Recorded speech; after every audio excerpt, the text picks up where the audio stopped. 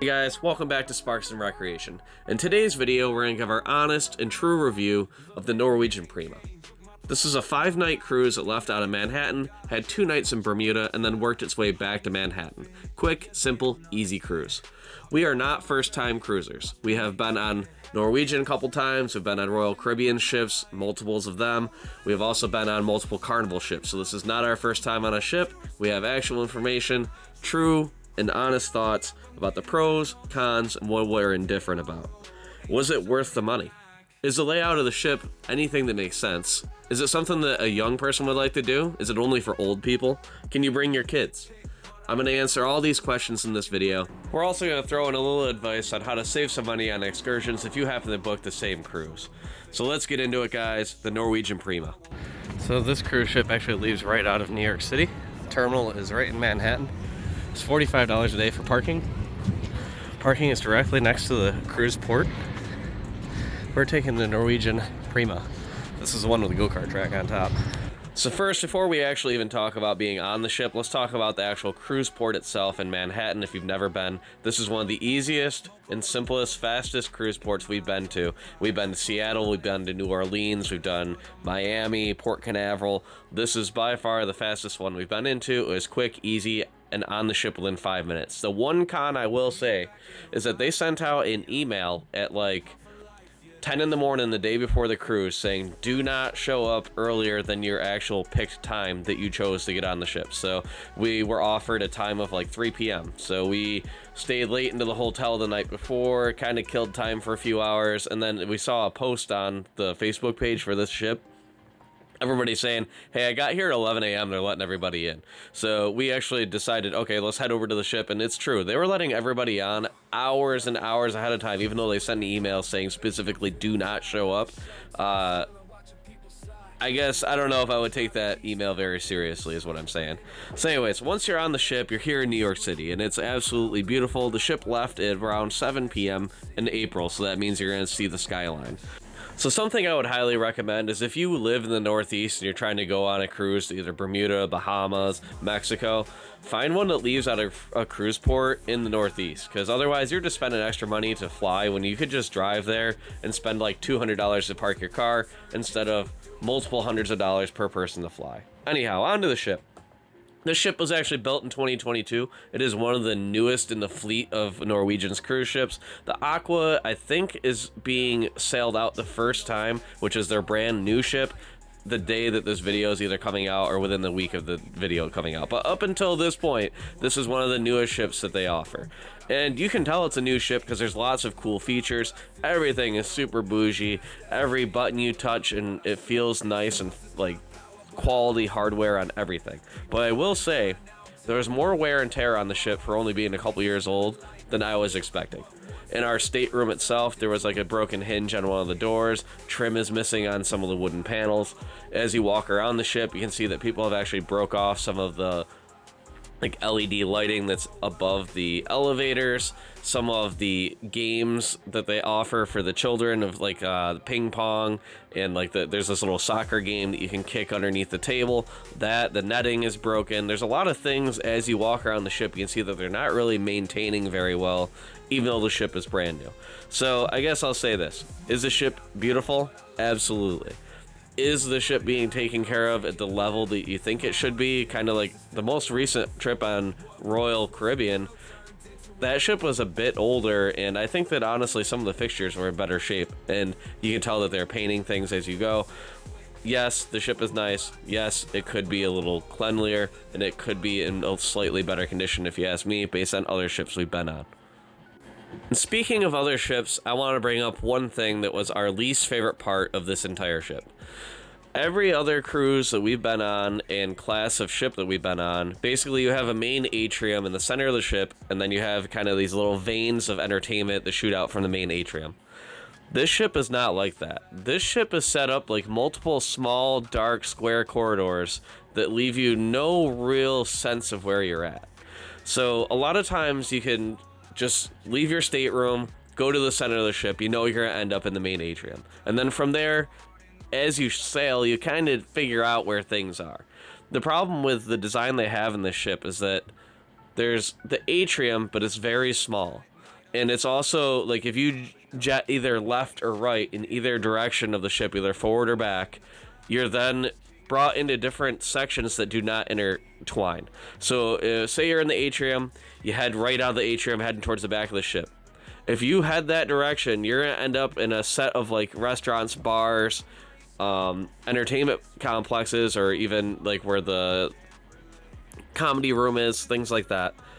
And you're like, oh crap, I went the wrong way. I'll just find my way to the left side. Well, a lot of times you can't do that. You have to walk all the way back to the atrium and then work your way back into the direction you're trying to go.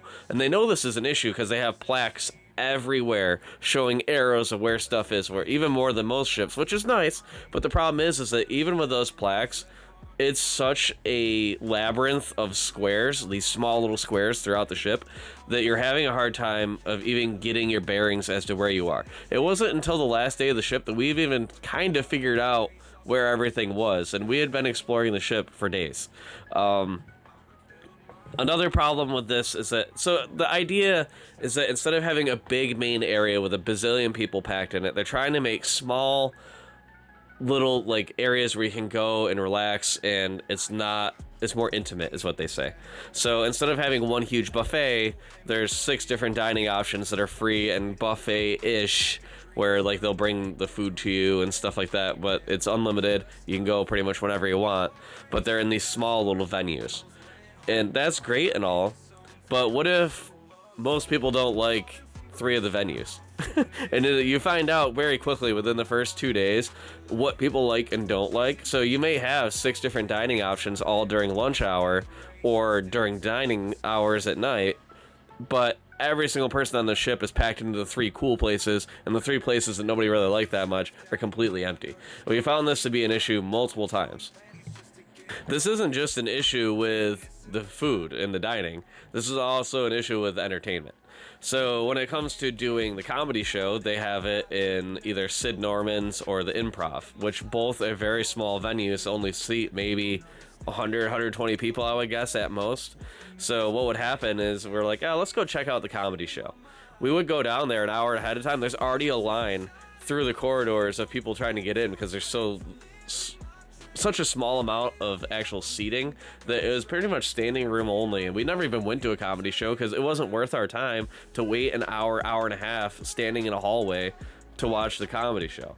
Whereas we've been on other ships where they do it in either the main venues where they're doing like stage shows, things like that, where there's a little more room. Or even just the other Norwegian, the cruise ship that we took like 2 years ago, and that ship was like 15 years old. The venue for the comedy club was like 3 times the size of this, and this ship's like brand new. So we actually didn't do hardly any of the entertainment where there's like shows and comedy and things like that, because I didn't want to wait in the lines to get into it. And to me, my time on the ship could be better spent exploring, doing other things rather than standing in line. With that being said, are the little venues where they're doing these things super nice? Yes. The lighting is awesome. Basically, the theming of each restaurant or bar is super cool, very well thought out, and it's nice and feels nice. But does that really matter if you're completely packed in like sardines? And does it really matter if you can't even really get in to do the thing you want to do unless you're going to dedicate an hour and a half ahead of time to just standing around? So this video on screen right now is a pretty good example of what I'm talking about. So in most cruise ships, you would have all this shopping being in the main atrium. It'd look like you're walking through a mall or something. Instead, they're in these little tight corridors throughout the entire ship. Like, the entire ship looks like this, just instead of being a shopping area, it's going to be a bar or a restaurant. And is it cool that you have all these small little confined spaces that you can feel more intimate in? I guess. But to me, I think I'd rather have more open space that doesn't feel as cramped. Like, for what a huge ship this is, there's a lot of areas that you feel kind of cramped. So let's talk about our experience with the dining options. So this right here is the local bar and grill. This is open 24/7. And what's kind of cool about it is that you can sit in these little swinging hanging chairs and order chicken wings or burgers or hot dogs, things that can be kind of like a quick service. And I'm going to be honest, we did not come here very often because, one, the chicken wings tasted like they were like boiled. Like literally, I don't even understand how they made chicken wings so unappetizing. They were like this soggy just mess that just fell apart in your mouth. It was weird. The burgers are like Bubba burgers, not that great. And even like you would think pretzels and cheese would be good, the pretzels are like rock hard pretzel buns, not actual pretzels. So yes, they offer these things, but I think I'd rather just have mediocre pizza like every other cruise ship. And as you walk through this restaurant, it actually brings you into Indulge, which is kind of a buffet with extra steps. So in Indulge, there's basically 6 or 7 different mini restaurants and like a food truck. And you sit at the table, you go to the kiosk, you click it what you want, and they just bring it to you. My issue is that a lot of the options were a little too out there for me. I just wanted burgers, hot dogs, pizza, some barbecue. There is a barbecue place that's very good, but I didn't want some of the foods that were offered. Instead of just being a taco truck, like it looks like it'd be a taco truck, the only thing you can get there is guacamole or some kind of, it's like a Spanish pasta. Okay, why is there not tacos at the taco truck? It's very strange, and I get it. So instead of having pizza, we have like this really cool like old school Indian oven they've used for like thousands of years, and this like kind of like this like garlic bread pizza thing that comes out, and that's cool. You're trying to do food for different customs, different types of people. But let's be honest, 95% of the people on this thing want to just show up and get a pizza. 95% of the people want to show up and order a taco or a taco salad. We don't want the craziness that comes along with some of these restaurants that they're offering inside of Indulge. And on top of that, we started kind of making a joke. So like, I would say the food on this trip was subpar compared to what we've had a couple years ago on Norwegian. We used to think Norwegian is like the cream of the crop when it comes to food and dining. I would say that the last trip we had on Royal Caribbean was better than the food that we had on this trip. Our joke was, instead of being, is it sugar-free, is it fat-free, we were like, is this one flavor-free? Because every single dessert tastes like it was made with some kind of sugar-free, fat-free, gluten-free. The only good dessert we had was stuff that you had to buy and pay for. So you can get the free ice cream that's basically like, you know, milk ice around the ship, or you can pay $6 a scoop and get gelato. You get the gelato, you can tell the difference like instantly. As soon as that touches your taste buds, you can tell that you paid for actual sugar and flavor. And that's kind of how it is for most of the dining. I was actually highly disappointed in the steakhouse. So we did a couple specialty dinings. We did the hibachi grill and we did the steakhouse. The hibachi was fantastic, but honestly, I think it's because they're forced to cook it directly in front of you. So there's no way to cheat on it. And that's why that one is like a $60 upcharge, because you're getting the real meal cooked in front of you. If you go to the steakhouse, we went to the steakhouse, I ordered a New York strip, which again, this is like a $40 upcharge. We get the New York strip and it's like kind of dry, has no real seasoning, and my wife ordered the, I think she did the filet. And she's like, it's pretty good, but I mean, not that much better than the steak we got at the buffet the night before. So we left the steakhouse, we go to the buffet, and they're offering the same New York strip that they just charged me $40 for on the buffet, and that one had more flavor. So I would definitely proceed with caution with paying for upcharged dining on this ship. We were gonna do the Mexican restaurant, but then it ended up being Mexican night at the buffet, and they had pretty much to say I could make a fajita that I was gonna order anyway, just off from the buffet offerings. So we decided to actually cancel that, and it made no sense to do it. Next thing I want to talk about is the casino, which is actually pretty good size, but you have one major issue. So the casino is hustle and bustle and everything's going on, but one end of the casino goes into what they're calling the atrium, which is basically just the shared space in the center of the ship, which is not the normal size of an atrium, but it's big enough to have a small band playing, like a 3-piece band, every night. And because everything is kind of open, and where they have a lot of times they put the casino on like the bottom floor of these cruise ships, and then you have the entertainment up above it so that it's not super loud in the casino. And it is the opposite in this ship. There was the one side of the casino was empty every single night because the sound of the band blasts directly into the casino. It just like resonates and echoes through that whole side. So basically half the casino isn't even being used every night. Everybody's crammed into the one side because it is so loud that if you have machines and table games happening, you cannot even hear what's going on. And it is just such a overstimulation of sound and noises and people. Nobody likes it. You can tell that nobody likes it because every single night you go down there. After the first night, it was packed. After the first night, everybody was like, I'd rather just wait and not play on this side of the casino. All right, so next we're going to talk about, I think, my biggest disappointment overall, over the food, over the space, over the ship itself, what is advertised as experiences. So when I'm talking about this, I'm talking the VR simulation rooms, I'm talking the arcade, the digital darts, the mini golf that's supposed to be like this cool, like updated digital mini golf, the go-kart track, all these things that obviously there's going to be an upcharge. None of the ships do this stuff for free anymore. If you want to do the cool stuff, you're going to have to pay. But here's the deal. As soon as we walked into the VR thing, it was kind of after the ship had set sail, mostly people have walked away. One of the employees came up to us and said, hey man, do not, because we're asking, what about the entire trip pass? So for $200 for the arcade, another $200 for the go-karts, another $200 for VR, so like $600-700 a person. You can do any of this entertainment as much as you want. The guy goes, do not do that, because one, if you look at the itinerary, there's only going to be a couple hours a day you're able to do this stuff, and most of it breaks down. So speaking of breaking down, in this VR simulator area, over half of these machines never ran the entire time we're on the ship, and the back half was actually blocked off.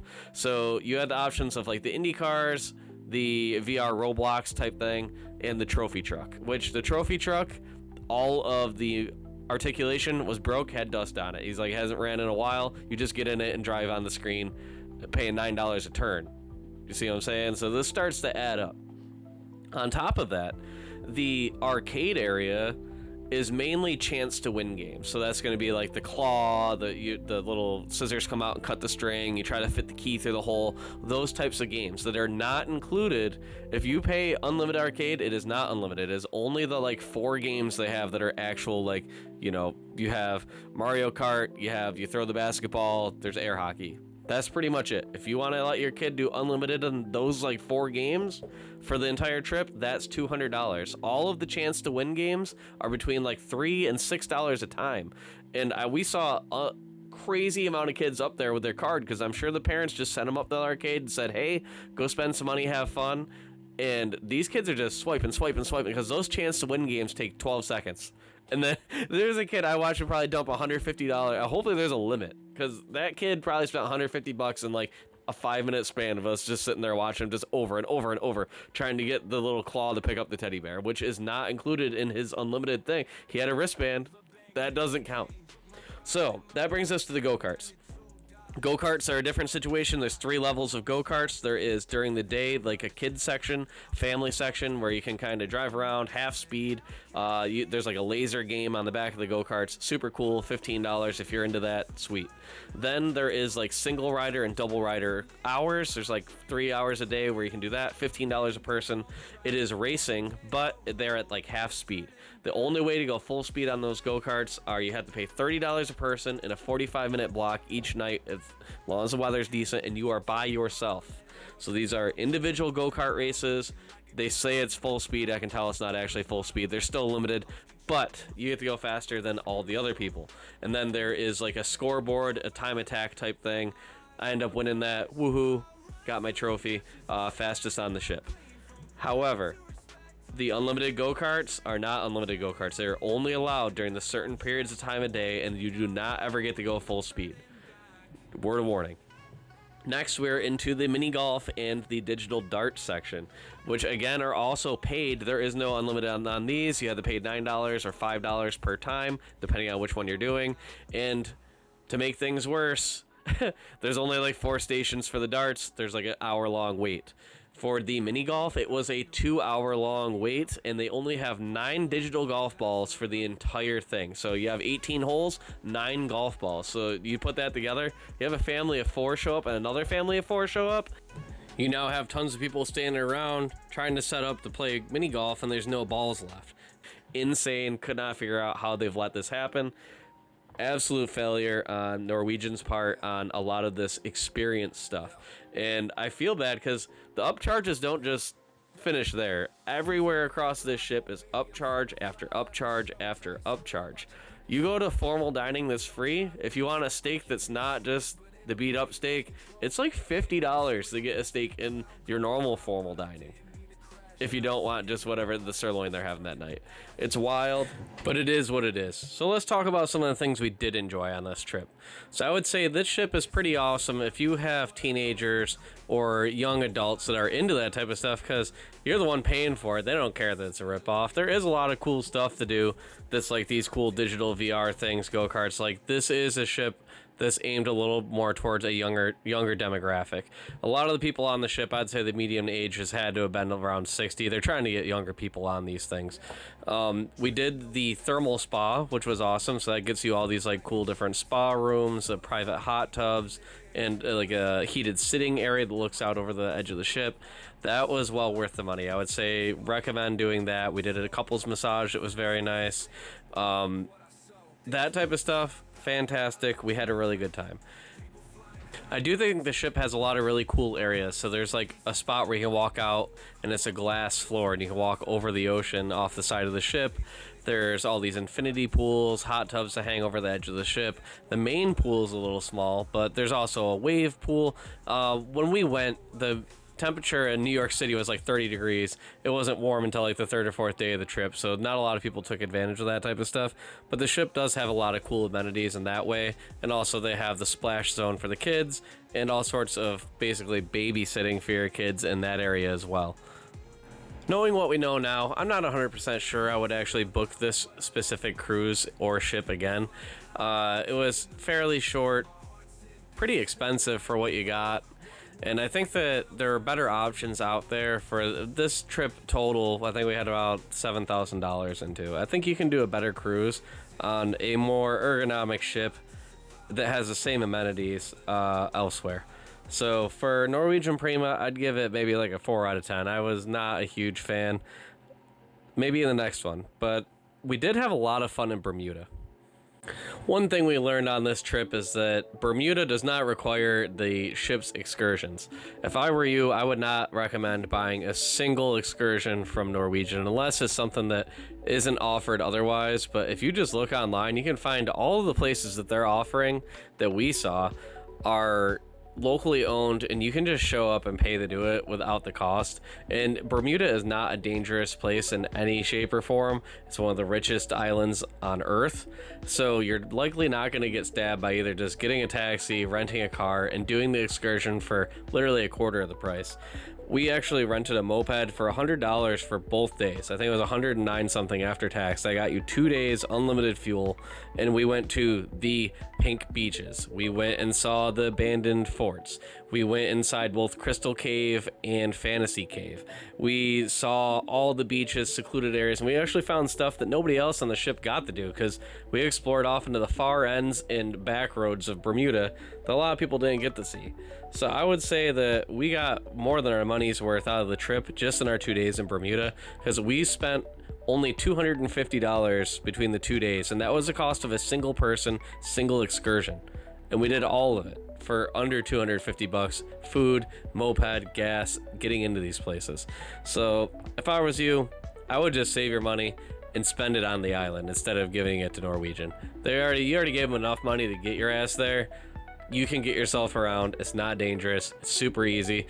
Every place hands out maps, and there's about impossible to get lost. There's 3 main roads in Bermuda. So go out, have an adventure, and I hope you have found some information in this video you found relevant. I'm sure there's better videos out there, but this is our take on it. We're in our mid to late 30s.